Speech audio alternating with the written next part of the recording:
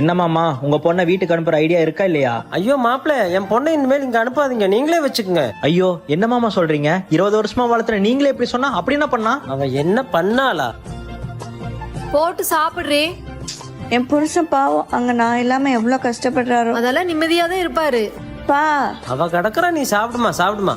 யாரு கூடமா பேசிட்டு இருக்க இவ்வளவு நேரமா? உங்க மருமகன் கிட்ட தான்ப்பா சாப்பிட்டாரா இல்லையான்னு கேக்குறக்காக கூப்பிட்டேன். நீங்க பேசுறீங்களாப்பா? பேசுமா பேசுமா. இங்க வந்து இவ்வளவு நேரம் நீ பேசிட்டு இருந்ததுக்கும் புறச்ச கூடயே இருந்திருக்கலாம்.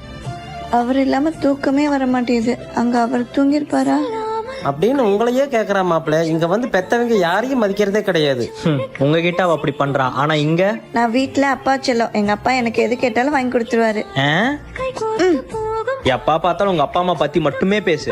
அவங்கதான் ஒரு காலத்துல என் உலகமே. அவங்கள பத்தி பேசாம அப்படின்னு அவ இங்க உங்களை பத்தி பேசிட்டு இருப்பா.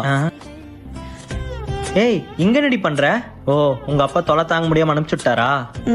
அப்பாவும் வேணும், ஆனா உங்களையும் விட்டு இருக்க முடியல. ஏன்னு தெரியல.